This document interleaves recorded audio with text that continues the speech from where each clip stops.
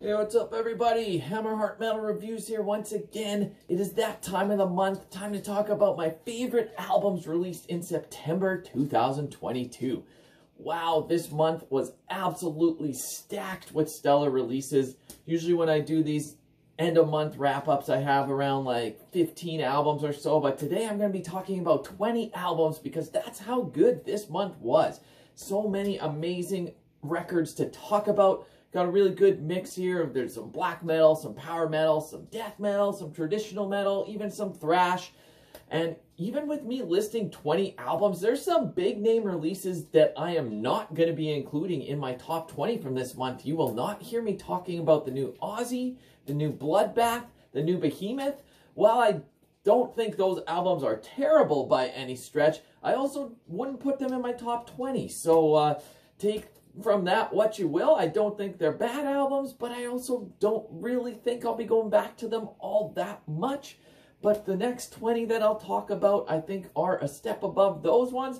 And as usual, I'm sure there are even tons that I am just not thinking of or haven't heard. I was away on vacation for a little bit this month, so there's a good chance that maybe some more underground ones I did miss. But yeah, give me your recommendations down below. Always love to go listen to some new stuff and get some conversations going. And hopefully this list will give you some new stuff to go check out as well. Definitely a few hidden gems in this list. So anyways, without further ado, let's get this going. So just kicking it off, coming in 20th place, I am going with Worms. Their new album, Sacra Luminor la Lure Centre de Fleur. Probably mispronouncing that. I do not speak French. This is a French black metal band. This is pretty much straight ahead black metal.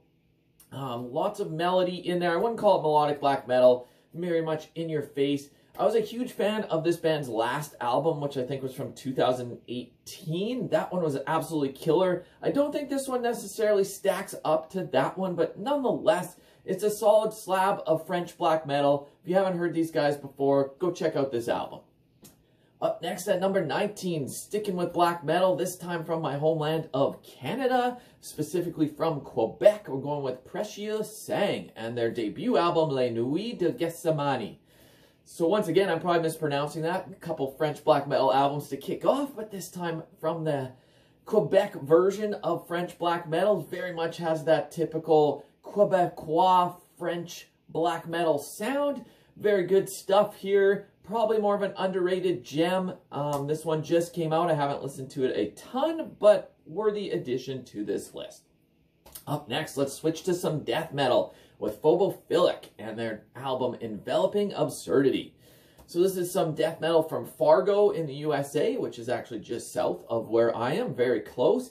And this is some like doomy death metal, old school variety, very murky and cavernous sounding, great riffs, nice guttural vocals, really awesome stuff here. If you're into your old school death metal on the maybe more mid-paced to slow side of things, just really grimy, slimy stuff, absolutely killer stuff here.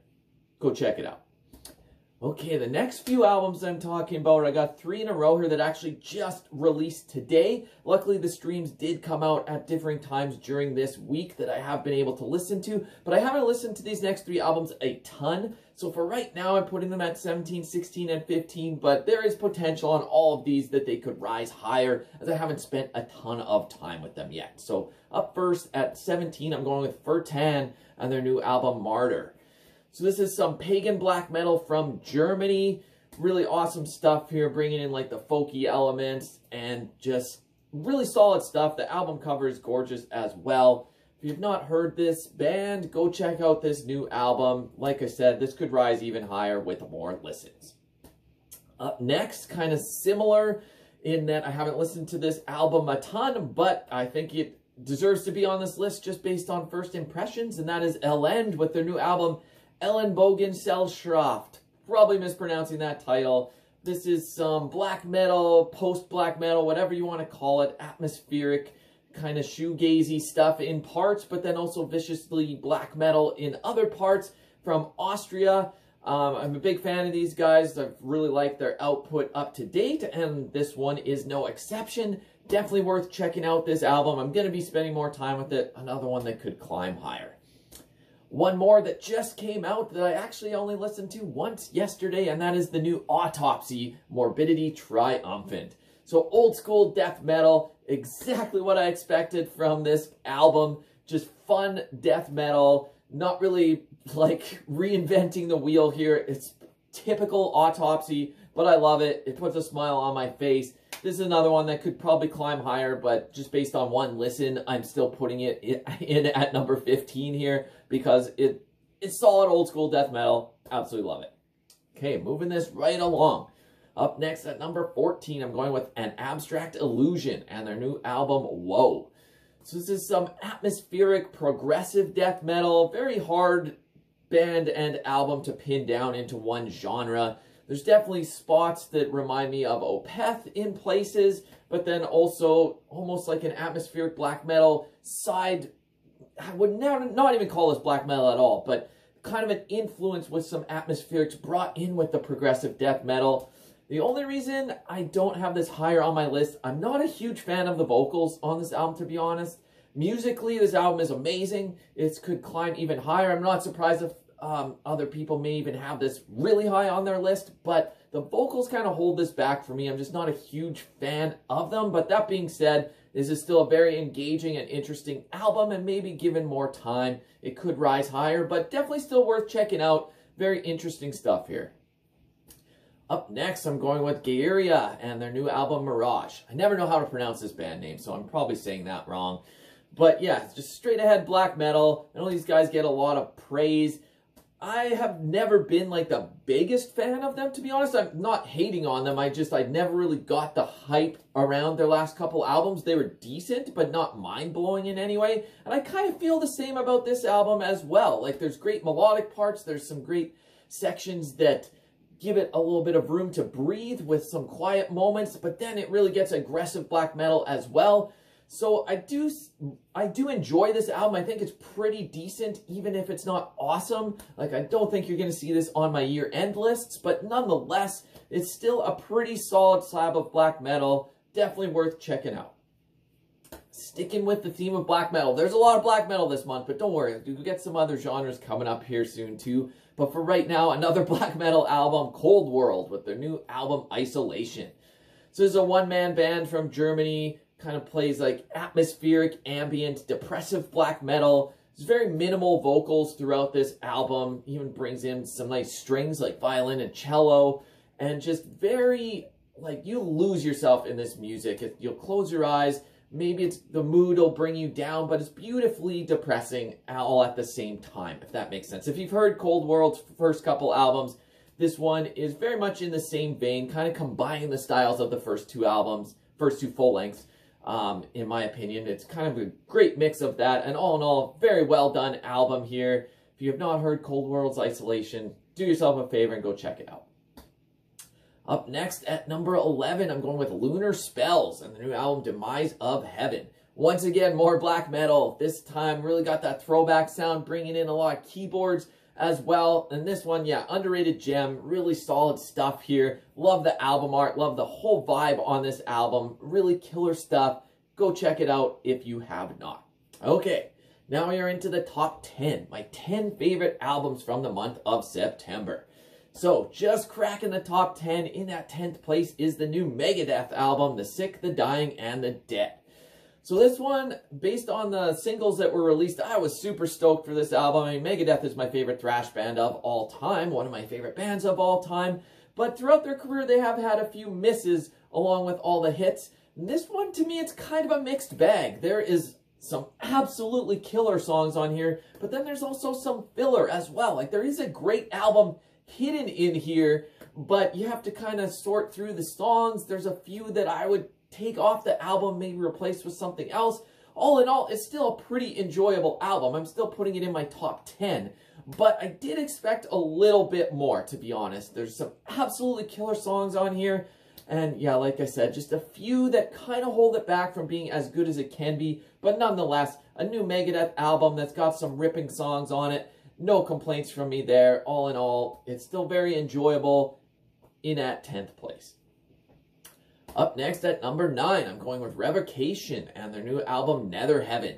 So this is some thrashy death metal. This album's definitely more on the death metal side than the thrash metal side. Throughout their career, they've had some more thrash style albums, very like technical guitar playing. This one almost has a like Black Dahlia Murder vibe throughout with some of the guitar riffs and even the vocal stylings. And yeah, even the late Trevor Strnad did do guest vocals on one track as well. All in all, this is a pretty solid release. Some catchy riffs, catchy songs. Pretty awesome all the way through. That's why it's in at number 9. Up next at number 8, let's switch it up completely with some power metal with Stratovarius and the new album Survive. So going into this album, my expectations were a little bit low. Like, Stratovarius has had an up and down career. They've got some absolutely standout albums, and then a few that I don't really ever go back to. But this one came out, I listened to it, and now I can't stop listening to it. It's super catchy. It's just fun power metal. I'm actually going to do a Stratovarius ranking soon, where I'll talk about all their albums and see where this one lands. But yeah, this is a pretty solid power metal album, probably in my top 10 power metal albums of the year, if I were to make that list. But yeah, very solid stuff. Definitely worth checking out if you're into Stratovarius at all. I feel like this album will not disappoint you. Go give it a listen. Up next, let's go with some traditional heavy metal, and one of the best traditional heavy metal albums of the month, but not the number 1. There's still going to be another one after this. But yeah, in at 7th place, I'm going with Trial and their album Feed the Fire. So these guys are from Sweden, and this album is just chock full of melody, absolute great hooks, great vocals. Exactly what I want in a traditional heavy metal album. Like, the guitar work on here is absolutely amazing. Exactly what I'm looking for with this style of music. I feel like this one is underrated as well. Haven't really heard too many people talking about this album, and that should change. Go listen to this album right goddamn now if you're into great guitar work and just awesome traditional heavy metal. Go give it a listen. Up next at number 6, an album that I did a full review of, and that is Vermilia with their album Ruska. So this is a one-woman band that plays like atmospheric pagan metal, folky black metal, whatever you want to call it. Really well done stuff here. I know she's going to get comparisons to a band like Merker, but I think this blows Merker out of the water. There's just really amazing musicianship here. Beautifully sung, clean vocals, as well as great raspy black metal vocals. I won't go into too much detail here, as I did a full review that you can go check out, but honestly, this album kicks ass. Absolutely love it. In at 6th place. It's only in at 6 because these next 5 are insane too, but Vermilia could be even higher here. Now let's get into the top 5. This is just crazy that, like, even what I'm putting at number 5 and number 4, these could be like best of the month in any other month, but this month is so stacked. So in at number 5, I said there's one more traditional heavy metal album that was going to take the cake this month, and that is Sumerlands with their new album Dreamkiller. So this is the second album from this band, features members of Eternal Champion. Just straight ahead traditional metal, stadium heavy metal, whatever you want to call it. This is full of heavy metal anthems. There's such an 80s Ozzy Osbourne influence on this album. It's insane. Like, their first album was pure Ozzy worship, and then they lost their vocalist and brought in a new vocalist, so I wasn't sure how the vibe would change, but they pretty much nailed this on the head here, this exact style of metal that they're going for. Maybe not every song sounds like worshiping Ozzy at this point. The vocals do change it up a little bit, but there's such great guitar licks in here, and I actually like the vocals for the most part. There's a few parts where maybe the reverb is too high and like the auto-tuning is not my thing, but for the most part, I still like the vocals a lot, and these songs are catchy. They stick in your head. Super well done album. It's only like 35 minutes long, which is the perfect length for this type of album.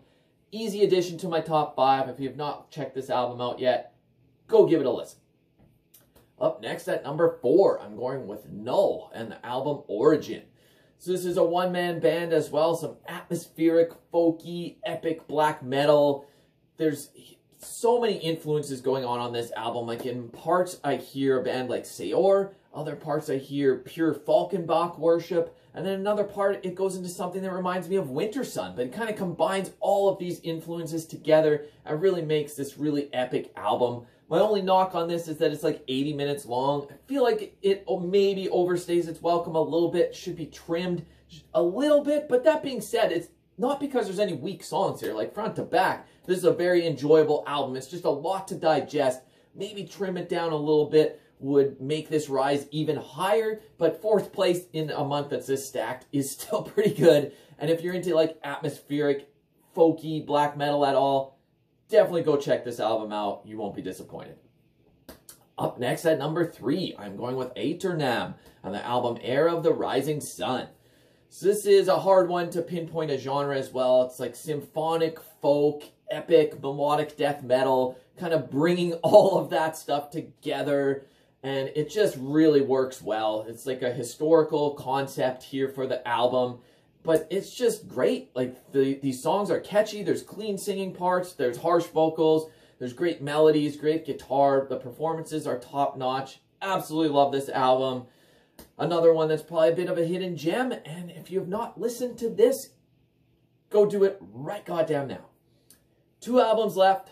Both albums that I've also done full reviews for, so I maybe won't go into as much detail on each of these. But yeah, gotta go listen to these next 2 albums if you have not. In at 2nd place, I'm going with Gudsforladt with their album Friendship, Love, and War. This is another one-man band. This is like epic, folky black metal.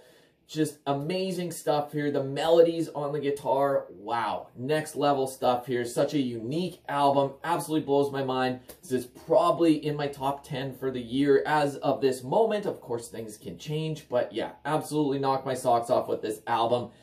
Any other month probably would have been my album of the month. But there is one album that is gonna hail supreme this month. Probably not a huge surprise. Maybe I'm biased. It's one of my favorite bands of all time. But in number 1 spot this month is Blind Guardian with their new album, The God Machine.